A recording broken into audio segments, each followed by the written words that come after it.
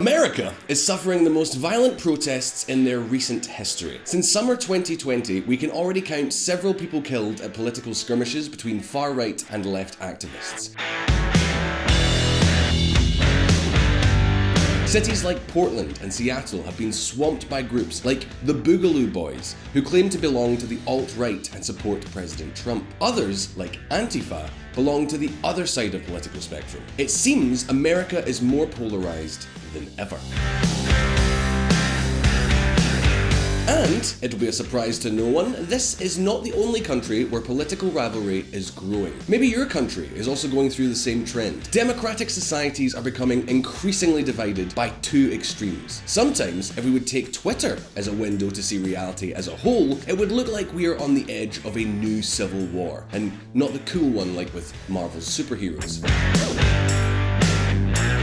Nevertheless, you know here at VisualPolitik, we care about the facts. This is why we are wondering, to what extent is polarization really something new in the United States? I mean, think about it. In every democracy, there is a right and a left wing that seldom agree on the issues. Politics is always a debate. So can we really say America is more polarized now than what it was 30 years ago? Answering these questions are rather complicated because we cannot measure political opinions the same way we can measure, say, economic growth. Nevertheless, many analysts have already found someone to blame for this would-be polarization, and you have probably guessed who. According to many, the source for all this protest is the current president, Donald Trump. And, truth being what it is, news like this is kinda scary.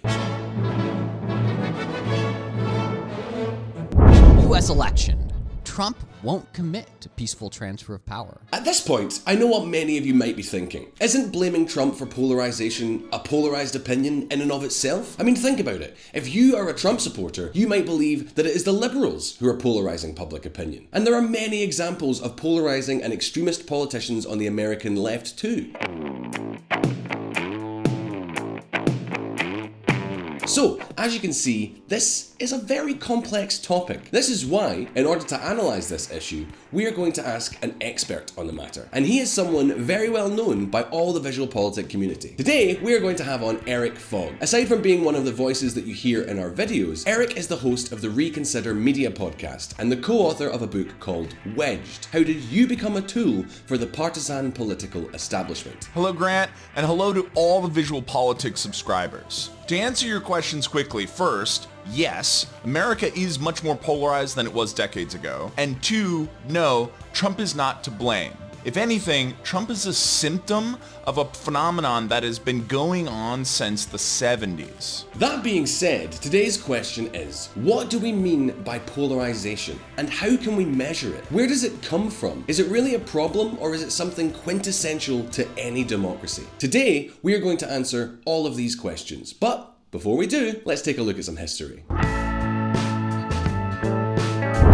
The big ideological wedge. Before we get started today, let me ask you a key question. Where would you like to live? Would you like to live in a big house on a quiet, sparsely populated area? Or would you rather live in a downtown apartment? If your priority is the size and the quality of the house, chances are you lean towards the right wing of the political spectrum. If your priority is to live in a lively area, then you might fall on the left wing of the political spectrum. At least, this is what a Pew Research survey concludes. 65% of the Conservative voters like bigger houses in less densely populated areas, while 61% of Liberals prefer to sacrifice size in favour of being in a lively urban area.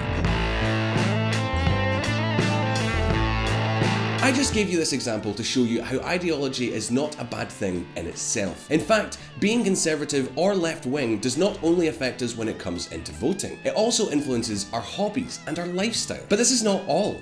Another point we have to mention here is that polarization is not the same as political extremism. The fact that America is more polarized doesn't necessarily mean that it is getting more extreme. In fact, in many aspects, the opposite is true. For example, in the year 1994, only 30% of Republicans supported gay marriage. By 2014, that had rose to 54%, and it continues to climb. Even on topics like immigration, the left and right agree more than ever. Over 61% of Republicans believe that immigration is a good thing. And Americans agree in broad swaths on issues such as healthcare and climate change. So now you might wonder, then what do we mean when we say America is more polarized? Polarization doesn't come from voters getting more extreme, but more exclusively consistent instead.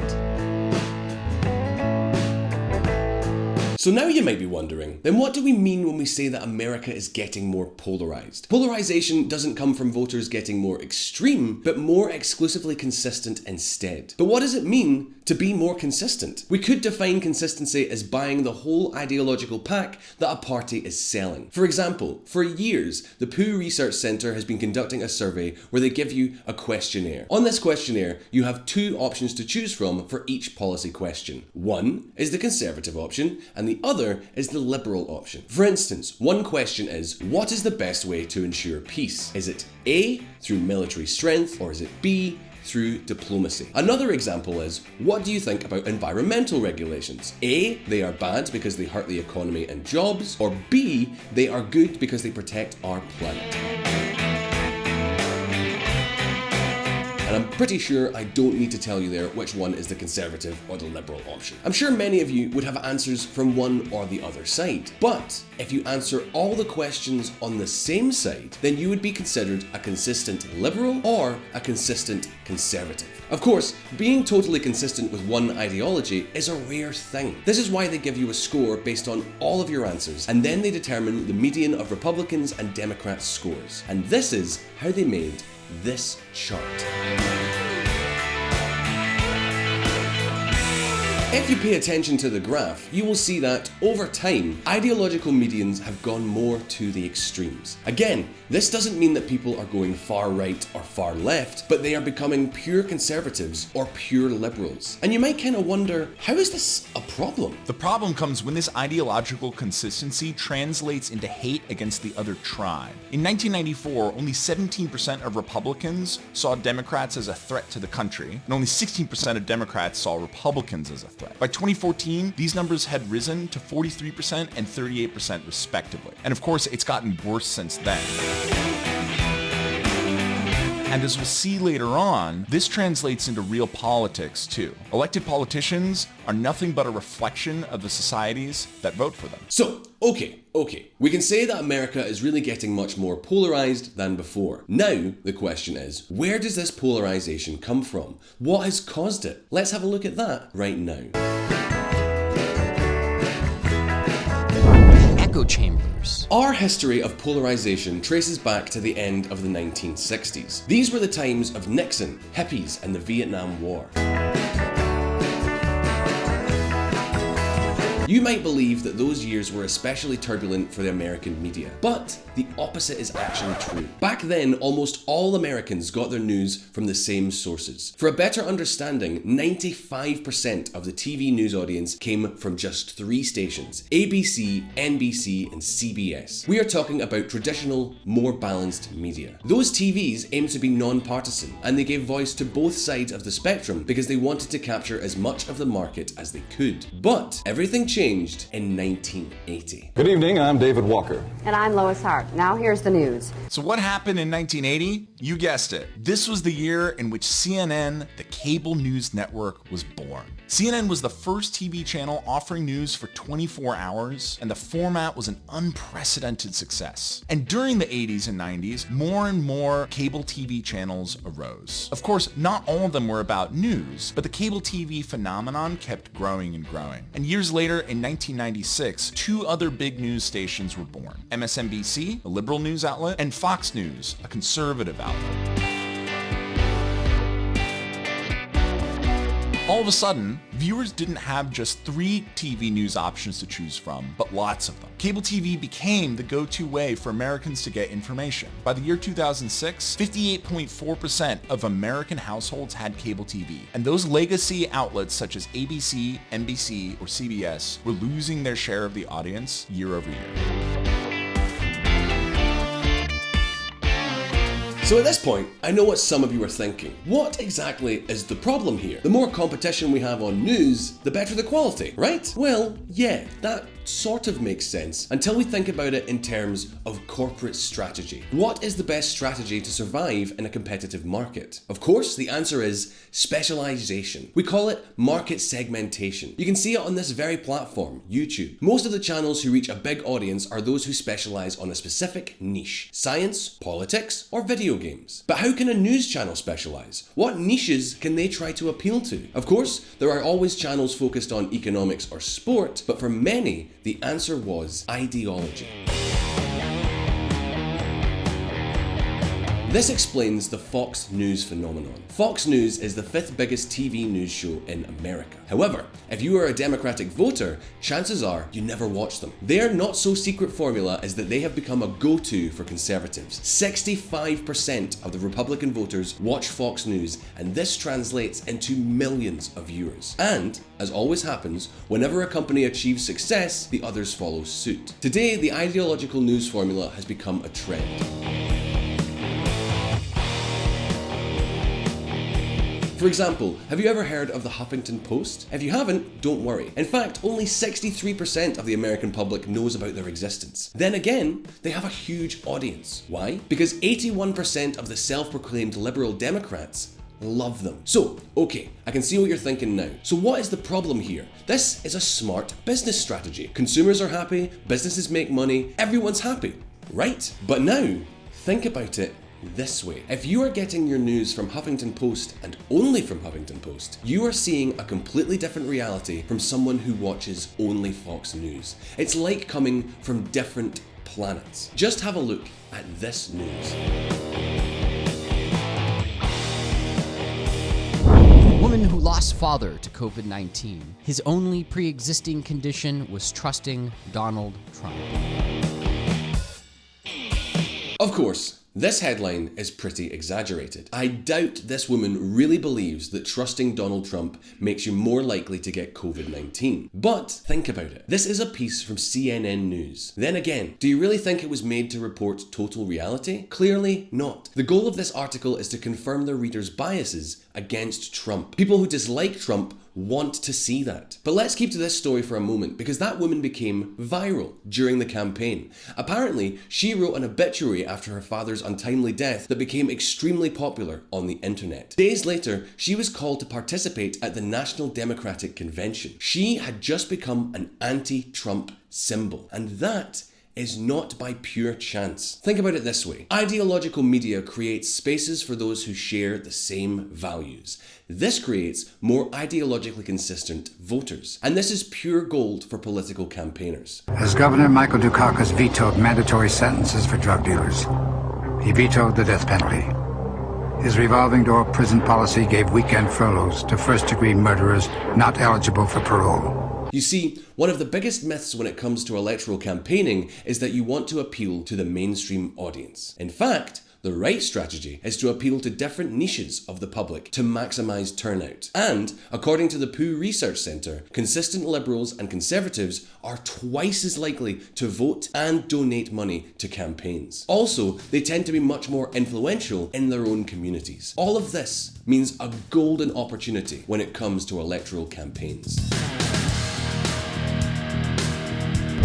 Politics, it's what you perceive to be true that's true, not truth. Arthur Finkelstein. The man you just saw on your screen is Arthur Finkelstein. We could say this man, alongside with Lee Atwater and Karl Rove, are the godfathers of the modern political strategy. During the 80s, these three men redefined the Republican strategy. With their advice, political campaigns stopped being based on the issues and became a matter of ideology and identity. This is, instead of defending a list of issues, they put the focus on specific policies. One becomes Republican because he or she votes for a whole ideological and identitarian package. When they vote, they are not choosing one policy over another, but instead, they are owning their way of being. From now on, anyone who belongs to the Republican Party will automatically find himself in the same group as the opponents of abortion, and anyone who supports abortion will automatically be labeled a Democrat. Arthur Finkelstein. This might surprise you, but this strategy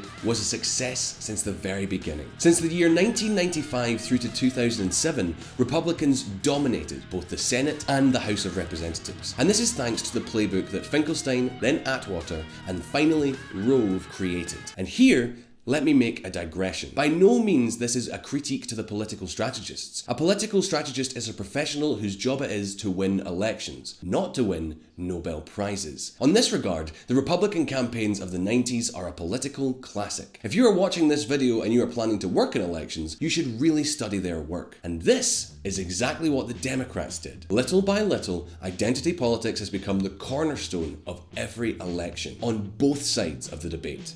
Not only in America, but everywhere. And I know what you're going to say now. Again, where is the problem here? Candidates want to win elections. That is democracy. We like to debate about big ideas, not about small specific issues. So pay attention now, because you're about to see just how big this problem is.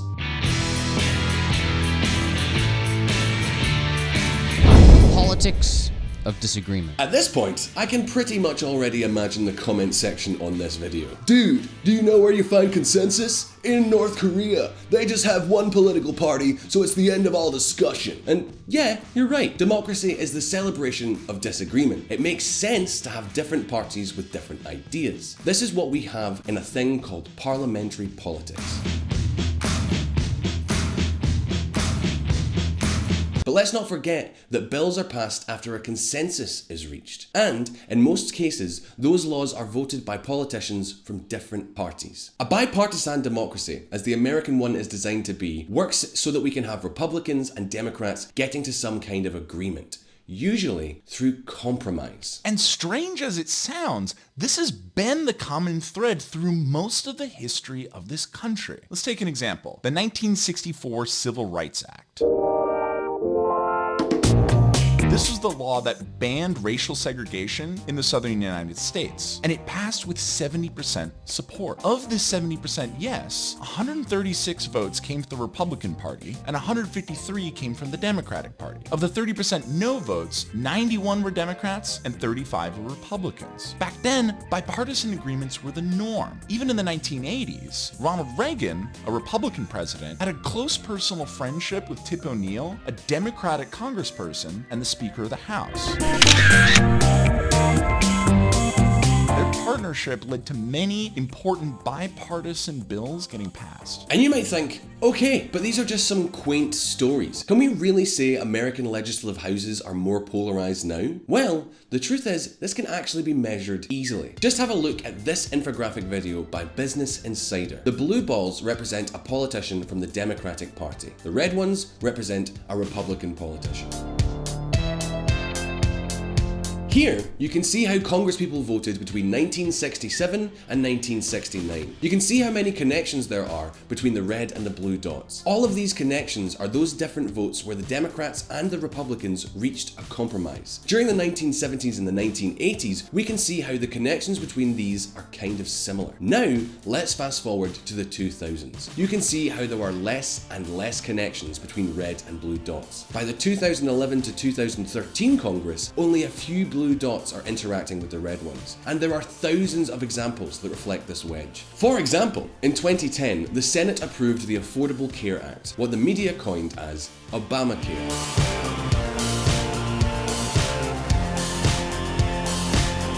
This law was passed with 51% of support. From this 51%, 219 votes came from the Democratic Party, and none came from the Republicans. Yeah, that's right. None. Unlike the Civil Rights Act, this law came without any conservative support. This law has two problems. The first one is that we are talking about a law that came out with very little that made conservatives happy, and they fight it to this day. But not only that, having a Congress and a Senate so divided, it is harder and harder to pass a budget. And that explains news like this. longest government shutdown in history ends after Trump relents on wall. On previous VisualPolitik videos, we've already explained what a government shutdown is all about. This is what happens in America when the two houses cannot reach a compromise to pass the budget. In that moment, the government cannot pay the civil servants it employs, and it has to furlough them. The longest government shutdown happened during the Trump administration in the year 2019. It was 35 days long. In 2018, there was another one that lasted only 3 days. But this is not just something that happened to Donald Trump. During the Obama administration in 2013, another government shutdown that lasted 16 days happened. We would have to go back to 1996 to find another case similar to this. In this case, we would be talking about a 21-day shutdown during the Clinton administration. So, as you can see, there is a trend here. Shutdowns are starting to become more common. And this trend is a very expensive one. The last shutdown cost $5 billion to the American Treasury. And that is not the worst consequence of political polarization. The worst consequence is news like this. George Floyd protests. Man killed in Detroit as demonstrations rage across U.S. Antifa protester implicated in killing of Trump supporter in Oregon. Resurgence of the U.S. paramilitary right.